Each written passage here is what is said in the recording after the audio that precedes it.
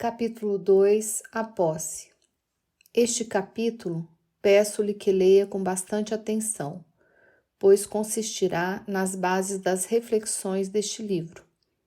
Eu gostaria de lhe perguntar: de quem é a carteira onde você guarda o seu dinheiro? Por favor, seja sincero.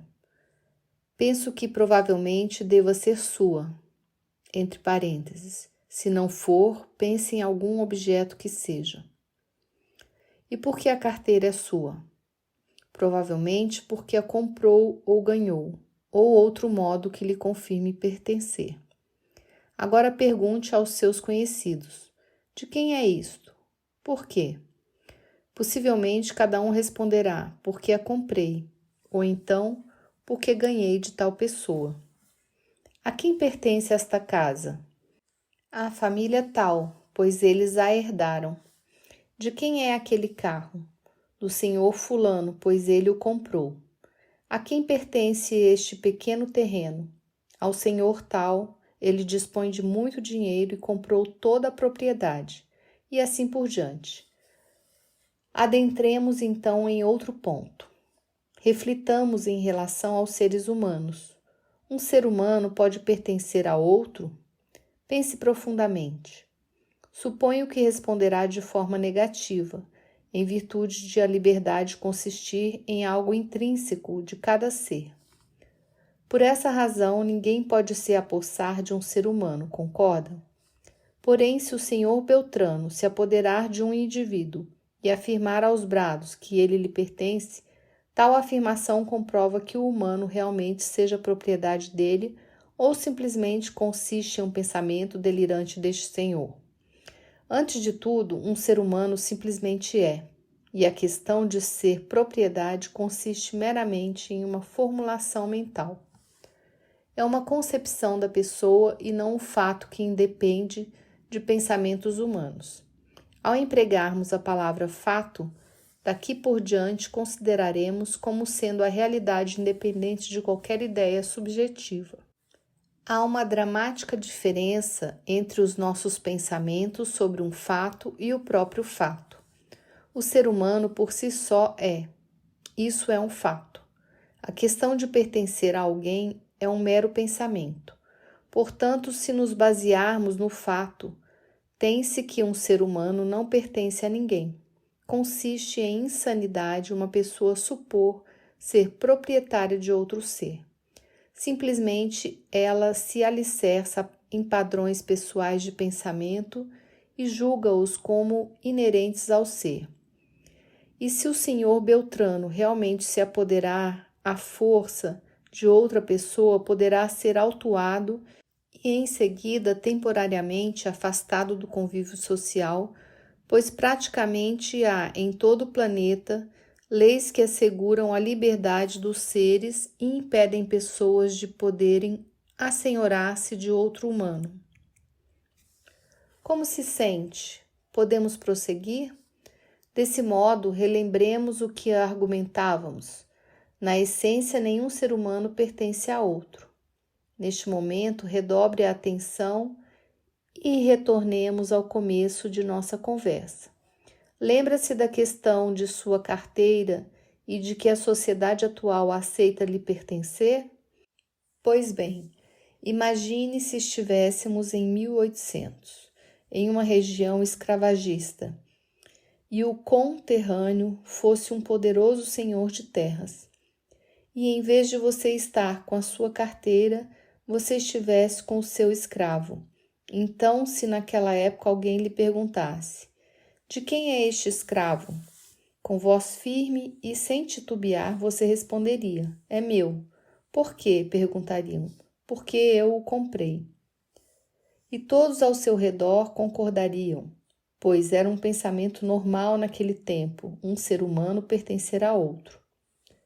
A sociedade aceitava como uma verdade que humanos pudessem adquirir humanos, e as leis daquela época davam respaldo a isso, visto ser simplesmente um reflexo dos padrões da sociedade de então. Todavia, tal quadro não implicava ser algo imutável. Paulatinamente, a sociedade foi compreendendo o fato de que era a realidade humana tal como é, e assim a barbaridade de se basear em um conceito como uma pessoa pertencer a alguém. Nesse processo, a sociedade alterou leis rumo a novos estágios. Estruturas sociais foram reformuladas com o intuito de aproximar suas bases de um fato, entre parênteses, ou seja, independente de conceitos.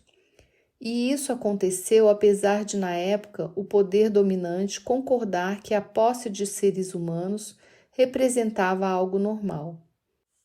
Conterrâneo, percebe aonde almejamos chegar? Aprofundemo-nos um pouco mais. Um humano por si só é, terra por si só é, um objeto por si só é. Há dois aspectos.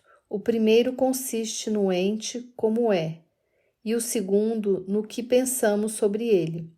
Com relação à posse, cada ente, inanimado ou não por si só, é, enquanto, por outro lado, o ser humano os aprisiona por pensar que lhe pertence. Em vista disso, nada ou ninguém é propriedade de um ser, pois são conceitos engendrados pela mente e não pertencem ao ente em si. Que loucura! Erigimos uma sociedade estruturada em bases ilusórias. A posse consiste em um pensamento humano tornado coletivo e corroborado com normalidade como se fosse um fato, porém não passa de uma fantasia, de um grande devaneio. Talvez daqui a 500 anos, entre parênteses, sejamos otimistas, porém trabalhemos para isso. A humanidade entristecer-se-á só por pensar que seus antepassados supunham ser possuidores de algo, do mesmo modo que atualmente nos lembramos da sociedade escravagista com pesar. Porém, conscientizemo-nos de estarmos inseridos em um constante processo. Um conceito que hoje nos parece óbvio demandou bastante tempo e labor na época em que inicialmente foi proferido, para que a sociedade o absorvesse.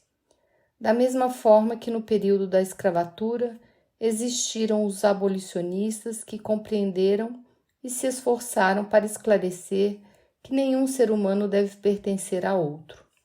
Juntos, na atualidade, poderemos dar um novo passo. E que passo? Mostrar que nada pertence a absolutamente ninguém. Analisemos a questão da posse por um outro ângulo. Se você compra uma carteira, a sociedade concorda que lhe pertença, pois este consiste no padrão social atualmente vigente, ou seja, quem compra é possuidor do que adquire.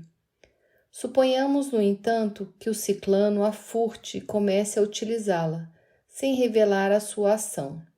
Assim, aqueles do relacionamento do ciclano concordarão que a carteira pertence a ele, enquanto seus conhecidos, conterrâneo, continuarão a concordar que a carteira lhe pertence mesmo privada dela.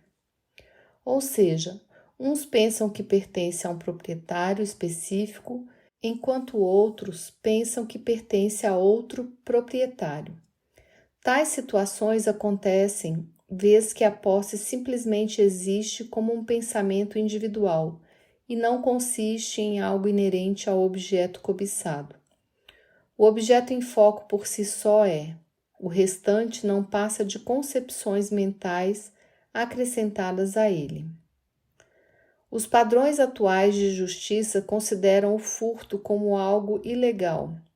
Portanto, se o ciclano for flagrado furtando, certamente ele será julgado de acordo com o padrão jurídico vigente. Em vez disso, se esse acontecimento, porém, com outro objeto, ocorresse na época do humano pré-histórico, o ciclano provavelmente seria considerado o legítimo dono do objeto, pois nas concepções sociais daquela época imperava a lei do mais forte, padrão que perdurou por longo tempo, entre parênteses, e ainda de certo modo perdura. Naquele tempo, o mais robusto e violento se apossava do que desejasse e todos concordavam com normalidade. Como a posse consiste em uma criação mental, a forma considerada como legítima de se apossar de algo também o é, e constantemente se modifica na dependência do período histórico. Conterrâneo. Isso não implica que devamos furtar os pertences alheios pelo motivo de nada pertencer a ninguém. Pelo contrário, pois tal acontecimento indicaria outra forma de apropriação. Em breve iniciaremos a reflexão sobre a estrutura e o funcionamento de um planeta feliz. Por isso, não desanime. Prossigamos analisando a noção de posse sob outra perspectiva. Quanto mais detidamente examinarmos a questão por diversos panoramas, melhor entenderemos os conceitos humanos que forram um fato em si, e também as ilusões dos conceitos criados e vividos por nós, os quais inúmeras vezes supomos serem imutáveis. Isso porque não temos o hábito de refletir sobre nossas concepções e atitudes. Nesse momento, suponhamos um rapaz que cortou a lã de uma ovelha e empreendeu a manufatura de uma vestimenta. Como foi o rapaz que a confeccionou, então a vestimenta pertence a ele? O pensamento de posse pode provir da seguinte suposição: como o rapaz despendeu energias na confecção do produto, então o mesmo pertencerá a ele. Vasculhemos atentamente esse caso, sem o finalizarmos tão rapidamente. Não foi somente a energia do rapaz que esteve envolvida no processo. Houve a energia que a ovelha utilizou para criar a lã, caso contrário, não existiria a vestimenta. Assim, a ovelha também é dona dessa vestimenta, pois despendeu suas energias também. E a energia das pessoas envolvidas na manufatura da tesoura de cortar a lã auxiliaram a seu modo. Então a peça de roupa de igual forma lhes pertence? E o que dizer da energia empregada pelo pastor que cuida da ovelha? Graças a ele, o animal está disponível e saudável. Dessa maneira, uma parte da vestimenta também pertence ao pastor? E as energias dos amigos e familiares próximos ao pastor, possibilitando condições favoráveis para ele bem desempenhar o pastoreio das ovelhas. E as energias de todos os agentes naturais, como o sol, as plantas, a chuva, o vento e etc. Observe a complexa teia de atividades de todo um sistema e se deslumbre com ela. Cada um contribui de acordo com suas habilidades para que a vestimenta fosse concretizada. Assim, qualquer atitude, qualquer transformação energética no universo contribuiu nesse sentido. E somente porque o rapaz executou a última parte do processo, ele se afirma o possuidor da roupa? Delírio da mente humana. Equivale a um pedreiro que, por colocar os últimos tijolos de uma edificação, afirme com convicção que a construção lhe pertence, esquecendo ou ignorando que para incluir os últimos tijolos necessitou do trabalho de muitos seres. Aliás, o rapaz não foi o último a concluir a vestimenta, pois ela nunca está conclusa, permanece constantemente sendo alterada por meio da energia de outros entes vivos ou não.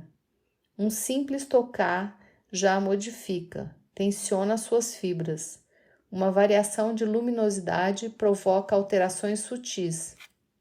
O próprio movimento dos átomos e seus componentes indicam uma constante mudança. Sendo assim, como pode estar finalizada se incessantemente se transforma? O que permanece inalterado é simplesmente o nome com que a rotulamos. Visualizemos esse ponto a partir de uma reflexão sobre o organismo humano. O sangue produzido pela medula óssea consiste em propriedade dela? Mas como a medula produziria o sangue sem os nutrientes absorvidos pelo sistema digestivo, sem o oxigênio disponibilizado pelo sistema respiratório, sem o auxílio das artérias, veias, nervos ou sem os comandos do cérebro? Ou seja, o sangue não pertence à medula, pois todos, à sua maneira, contribuíram para esse produto. Assim funciona um organismo e mais adiante examinaremos como o funcionamento de uma sociedade feliz se assemelha a um organismo vivo. Busquemos novas reflexões, agora pelo ponto de vista dos componentes atômicos. Suponhamos um indivíduo com uma colossal quantidade desses componentes à disposição para se divertir, montando-os ao seu gosto. Independente da gigantesca quantidade, nenhum dos componentes é propriedade do indivíduo. Talvez seja na mente dele e na da sociedade atual, no entanto, são só pensamentos, como apreciamos anteriormente. Agora suponhamos que ele direcione suas energias para reagrupá-los, criando dessa maneira uma nova disposição. Contudo, ainda que organizados de outra forma, continuarão constituídos pelos mesmos componentes que não pertencem a ninguém. O indivíduo poderá despender a energia que desejar no sentido de reagrupá-la em configurações totalmente originais. Entretanto, continuarão formadas pelos componentes anteriores, os quais não pertencem a nenhum ser. A noção de posse do indivíduo encontra-se no apego ao resultado do seu trabalho. Em outras palavras, localiza-se no pensamento do suposto criador e possivelmente do seu meio social também. Pois como o artista despendeu energia nessa criação, ele julga que a obra lhe pertence. Não há dúvidas de que sem o artista a obra não se concretizaria dessa maneira. Mas mesmo assim o resultado por si só consiste naquele ente, entre parênteses, fato, e todo o restante não passa de conceitos adicionados pela mente, entre parênteses, exemplo, beleza, originalidade, dono, funcionalidade, etc. O indivíduo pode reagrupar as cores de diversas tintas e pintar um quadro. Mesmo assim, o quadro continua formado pelos mesmos componentes anteriores, os quais de fato não constituem propriedade de ninguém. Qualquer atitude no sentido de assenhorar-se de algo será simplesmente fruto de elaborações mentais e, dependendo do número de pessoas e do tempo, cristalizam-se em convenções sociais. De modo sutil, a mente humana fabula subterfúgios para convencer-se de que os seus pensamentos refletem a própria realidade inerente das coisas, entre parênteses, fato, de que os apegos são de direito, enfim. Isso acontece por ainda carecermos do hábito de juntos examinarmos temas de nosso contexto, procurando sinceramente desapegar-nos de ideias solidificadas, buscando realmente enxergar os fatos. Nesse processo, conheceremos novos aspectos e, sem finalizá-los, reexaminá-los-emos novamente e assim por diante.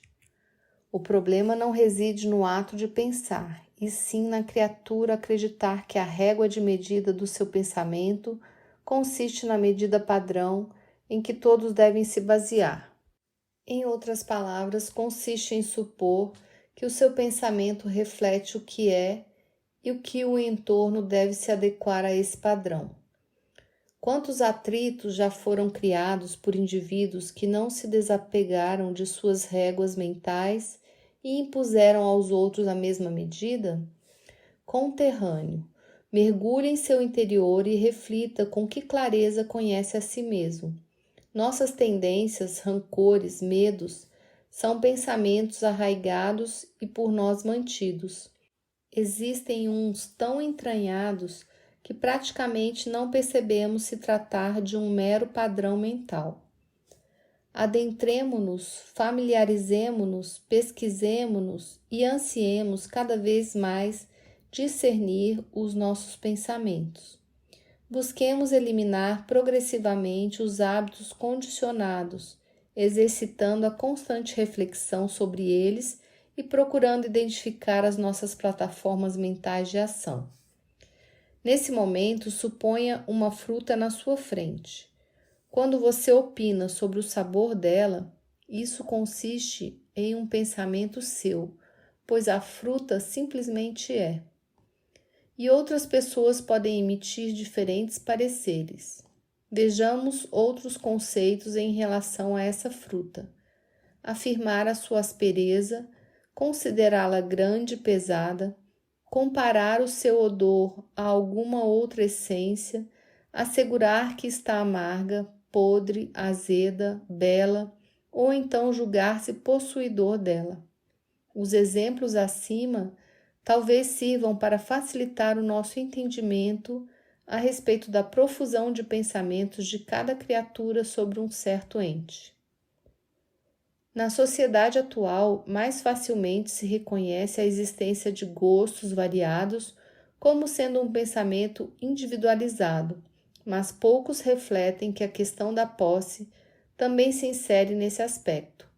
Isso acontece pois a sociedade fundamentou toda a estrutura social do planeta nessa concepção mental. Examinemos um suposto caso. Como seria se as autoridades de um certo país decretassem que uma cor específica fosse considerada a mais bela de todas e criassem um conjunto de leis obrigando a aceitação de sua beleza, a ponto de punir com rigor alguém que supusesse o contrário? E para agravar a situação, digamos que tal conceito já estivesse assimilado desde gerações antepassadas, a ponto de, nas escolas, universidades, meios de comunicação e etc., os cidadãos ressaltarem tratar-se da mais exuberante cor existente. Então, em decorrência da quase unanimidade de gosto, implicaria que a beleza se tornou algo intrínseco a essa cor, ou simplesmente consiste em muitas pessoas emitindo um mesmo pensamento? Ora, a cor continuará a mesma e a beleza que lhe conferem não é inerente à cor. O que ocorreu nesse exemplo, em relação a um determinado conceito coletivo de beleza, semelhantemente ocorre nesta nossa sociedade atual em relação ao conceito de posse. Conceitos arraigados e sustentados como se representassem o que é, motivam confrontos e desavenças. Por exemplo, quando emitir a frase "isto é um copo", tenha consciência de que diz "isto penso ser um copo", pois conceituar o objeto como copo é um pensamento, já que outros podem considerá-lo um vaso ou outro artefato.